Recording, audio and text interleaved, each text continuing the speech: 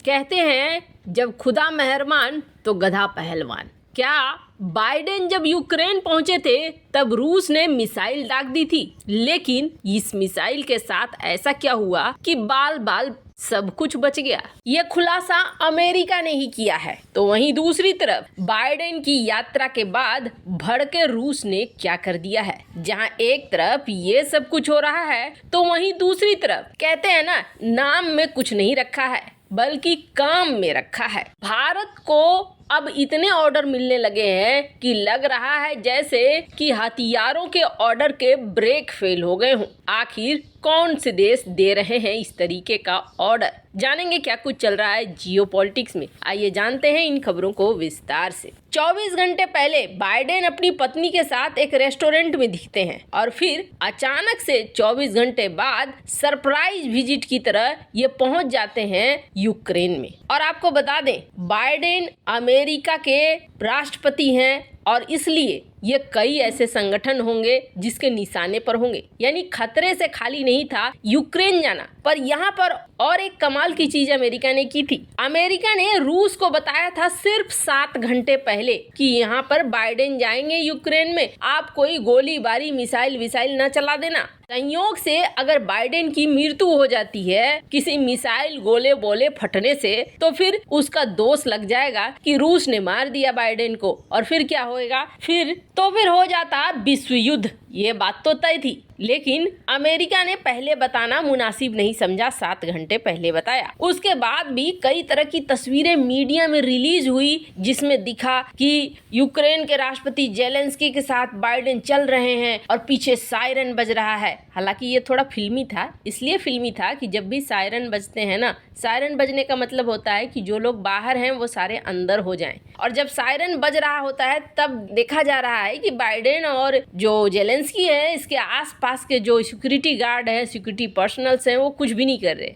मतलब ये एक ड्रामा था। चूंकि जेलेंस्की ड्रामे वाली कंपनी से हैं, इसलिए इस तरीके का ड्रामा वो कर सकते हैं, ये बात तो तय है। अमेरिका में एक वर्ग ऐसा है जो बाइडेन की इस यात्रा से दुखी है, ये हमने आपको बता दिया था। लेकिन अब एक खुलासा हुआ है और ये खुलासा अमेरिका ने ही किया है कि रूस ने मिसाइल दागा था। वैसे आपको बता दें, बाइडेन की इस यात्रा के बाद पुतिन बहुत बौखलाए हुए हैं और पुतिन ने बौखलाहट में सबसे पहले तो new start nuclear arm treaty, ये ट्रीटी को तोड़ दिया है और कहा कि हम अब इसे नहीं मानेंगे। इस ट्रीटी के अंतर्गत था कि हम ज्यादा हथियार नहीं बनाएंगे, एक दूसरे को बताएंगे कि हमने कितने हथियार बनाकर रखे हैं। लेकिन अमेरिका और बाइडेन के इस यात्रा के बाद रूस ने यही कहा कि हम अपने क्षेत्र को बचा रहे हैं कि हमारे आसपास अमेरिकी हथियार ना आए, नाटो के हथियार ना आए। लेकिन अमेरिका यहाँ चाह रहा है कि विश्व युद्ध हो। हम नहीं चाह रहे हैं कि विश्व युद्ध हो, लेकिन अमेरिका और यूक्रेन दोनों ही चाह रहे हैं कि विश्व युद्ध हो। तो ऐसे में इस ट्रीटी में रहने से कोई फायदा नहीं है। ये दुनिया के लिए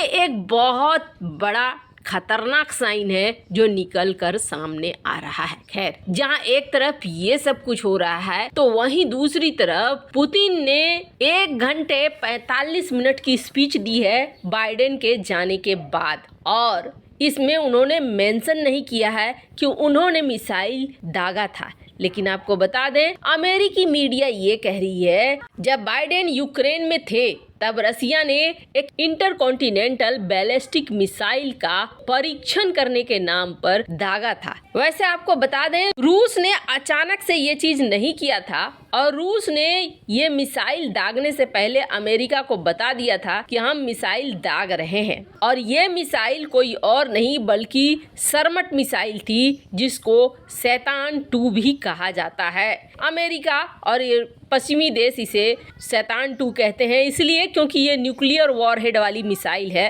अब ये मिसाइल का परीक्षण सफल रहा या असफल रहा, ये तो रूस ने कंफर्म नहीं किया। लेकिन अमेरिका का कहना है कि रूस ने मिसाइल फायर किया था, लेकिन ये मिसाइल परीक्षण फेल हो गया था। वैसे आपको बता दें, ये यात्रा करके बाइडेन ने समस्याएं और जटिल कर दी है, ये बात तो तय है। कल जिसमें ये मान रहा है अमेरिका कि बाइडेन के रहते एक मिसाइल को दागा था रूस ने, खैर, जहाँ एक तरफ ये सब कुछ हो रहा है तो वहीं दूसरी तरफ ऐसा लगता है जैसे कि भारत पे किस्मत बहुत ज्यादा मेहरबान है। एक कहावत है, अमर सिंह को मरते देखा, धनपत मांगे भीख, लक्ष्मी कंडा बीनत फिरती, इसे नाम छुछुइयां ठीक। दरअसल एक आदमी अपने नाम से बहुत परेशान था क्योंकि उसका नाम था छुछुइयां।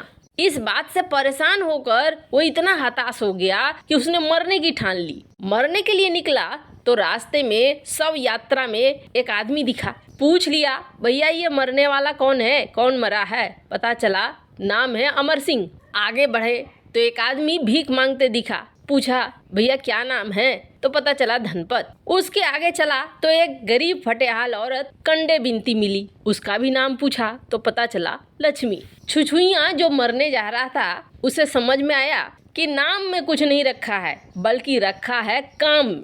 बहुत सालों तक भारत ना ऐसे सोच के बैठा हुआ था, या ये कहिए कि जो टॉप के लोग थे, जो ऊपर सत्ता पर बैठे लोग थे, उन्होंने दिमाग में इस तरीके से भर दिया था कि भारत कुछ नहीं कर सकता है, भारत हमेशा दूसरे देशों से हथियार खरीदता रहेगा, अपना कुछ विकसित कर ही नहीं सकता है। ये सारी चीजें नई सरकार ने आते ही तोड़ दिया। 2014 के बाद जो हम बदलाव देख रहे हैं वो बदलाव अब तो अंतर्राष्ट्रीय स्तर पर दिखने लगे हैं। नाम के पीछे नहीं कि ब्रांड नाम है अमेरिका, ब्रांड नाम है फ्रांस, लॉकहीड मार्टिन, बल्कि अब काम पर यकीन करने लगी है दुनिया। इसका सबसे बड़ा नमूना भारत को विशालकाय ऑर्डर मिला है। विदेशों की तरफ से हथियारों के ऑर्डर अब लगातार भारत को मिल रहे हैं। आपको बता दें, इनमें भारतीय मिसाइलें बहुत तेजी से प्रसिद्ध हो रही है। दुनिया भर में 12 से ज्यादा ऐसे देश हैं जो इस वक्त भारतीय मिसाइलों के दीवाने हो रहे हैं। अब नए